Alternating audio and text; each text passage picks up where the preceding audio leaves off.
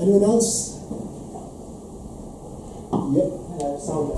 I was just curious, and I think somebody's asked the same question. Did your father ever tell you how he felt about finding you in care, in a home, you were a child of his? Did he ever say how he felt? Did it upset him? No. All I've got is the correspondence. See, what happened was, when I was thinking of writing this book, or even I had it at the back of my mind, but one of the things I was aware of was that I didn't have hardly any photographs of myself as a child. And I love photography and I love imagery. And so I had this photograph that my mother had given me, and there was another little one that I managed to lose when I was a toddler in care, riding a tricycle. So I rang Nazareth House, or contacted Nazareth House Archives to see if they had any photographs of me. That's why I was contacting them. And they said, no, they don't have any, but, and I was feeling really, By the way, they went through all the governance issues, checked who I was, blah, blah, blah, blah, blah, And they said, but we've got a dossier of correspondence about you. Would you be interested? Evidence-based professor of nursing, would I be interested? Yes, I was interested. And so I went for me, I didn't know the area, but I went to Coles Hill, the location of the Father Hudson's homes, where I had been as a baby. And I was really impressed with Siobhan, the social worker. And interestingly enough, she's the origin social worker, and this goes back to the other aspect, was that she's funded by the awful children, the lost children of the Empire, the children that were sent out to Australia and Canada. And children from the convent that I was in, at the time I was in, when I did some research in writing the book, ended up in Australia and had awful, there's some awful accounts which I've referenced in the book. But anyway, so Siobhan is funded by this fund, which is really mainly to help children or descendants of the children that were sent out to Australia. But anyway, so she sat down and showed me this 57 items of correspondence, the first starting when I was in my mother's womb to when I left at 9.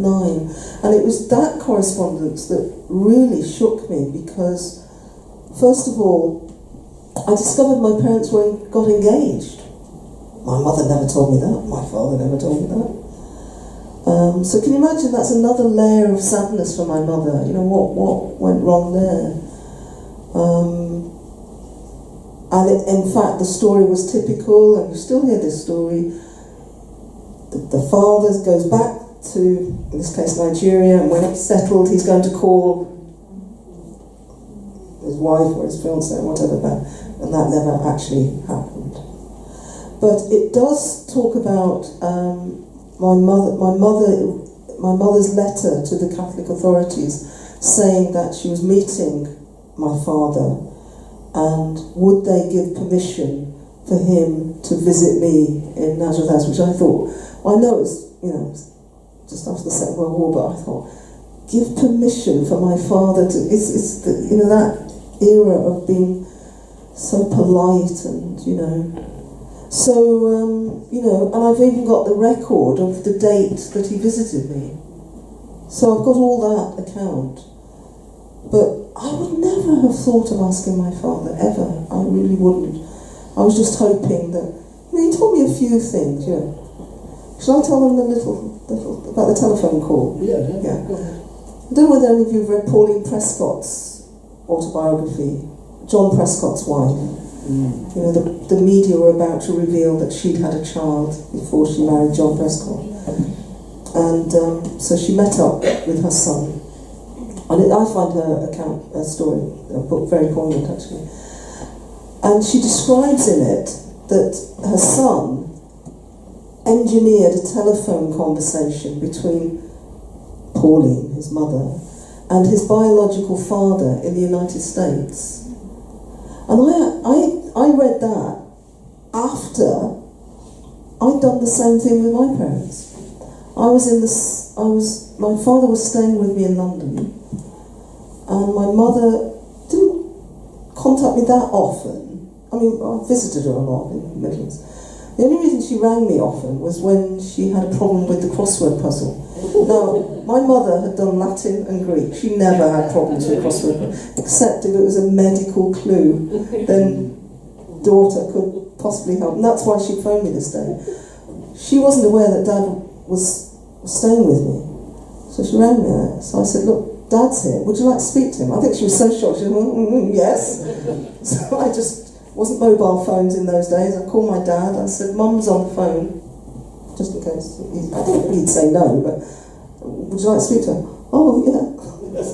So I gave him the phone, but I left the room. I just felt that and it seemed like that sealed something for me. I didn't know what the conversation was, but it just completed a sort of circle for me. Yeah. And so that was after how many years they would have spoken last? 25, probably. Yeah. Well, I was 25. God, I'd love to have been a fly in the wall there. So 25. 20, yeah. Any other questions? Good. Well, I think that was wonderful. Yeah, I've got a question here. Oh, Brian, I thought you. I'm just enjoying what you're saying about the book. Oh, okay. But don't test it, please. How do you think this will go down in Ireland? Because this is different generations. It's different from the experiences, isn't it? I really think it would be lovely to see this pushed in Ireland and get onto Irish radio. Ooh, Brian, are you offering? Offering to help. Thank you. I self-publish, by the way, so any help anybody can give me in publicity, I really would be very happy. Thank you. I think it would be of immense interest. Because Irish society, for all its flaws, I'm the one saying the flaws tonight, really relishes and engages with storytelling. I mean, we're not great theorists in Ireland, but storytelling, narrative, those kinds of things, I think, discussion. So I would love to, for 250,000, or we're a small country, 250,000 people to hear this, while they're driving their cars or something. I think a lot of mixed-race people in this country really enjoy it. I did do it, yeah. I mean, it's very hard sometimes for mixed-race people to find their icons because they're hidden within other groups.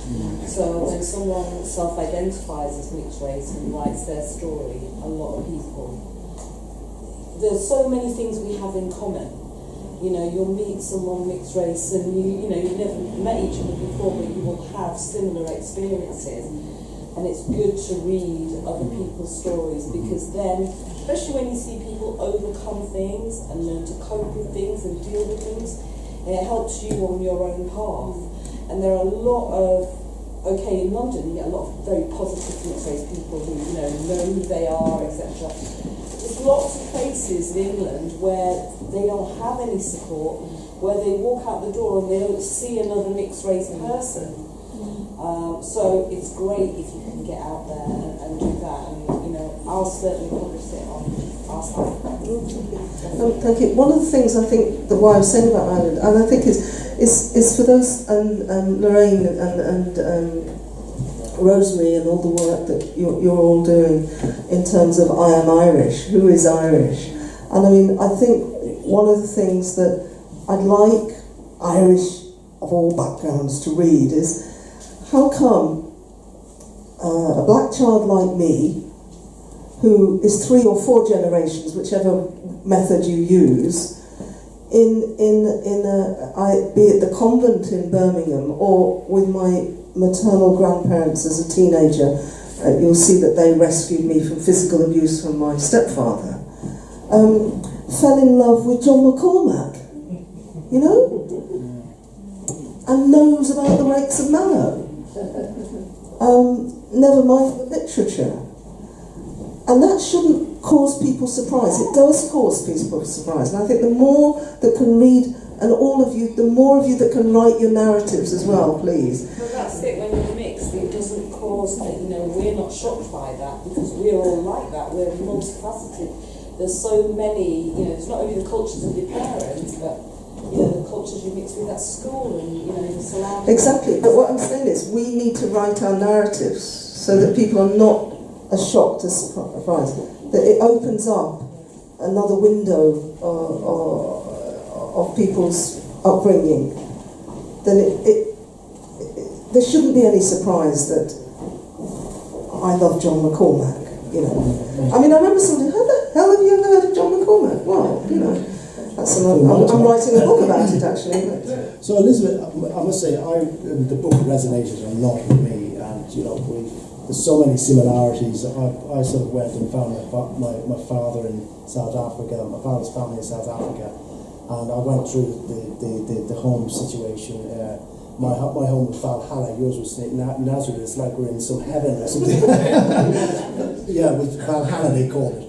But I think the question I've got for you is for people like us who've been through that experience. What is the secret of success? What would you say to them that would encourage them to go out and strive and be the best they can, given the background that they've come from? What message would you give them? Well, I think looking back, reflecting back, I mean, there's certainly there are people that try and help, and I think we need to be aware that there are some kind people out there. Yeah. It's terrible if a child doesn't meet kind people, yes, and then I don't know what to say. The second thing is coming to terms with your identity and being at ease with your identity. Because if I'd been speaking to you age 24, 23, whatever, you'd see a very angry, down individual. Even though life seemed all right, there was something missing, and that can gnaw away at you. And I've argued in this book in a way that the anger that I have deep down in me at the way my mother, the reaction to my mother having a brown-skinned baby. I mean, how ridiculous. What is all this about, It was the skin colour that really caused the extent of the problems. So I think the difficulty is if you don't know your biological parents. So I find it very difficult to give advice. All I can look at is what has helped me. And certainly it was coming to terms with my identity and having pride in who I am and not being worried about how society labelled me. It's what I think of myself. And actually not feeling guilty, going back to maybe concluding with Langston Hughes's poem Cross. I mean, there were times when I was growing up, I was very angry at my mother. And there were times that felt very angry at my father.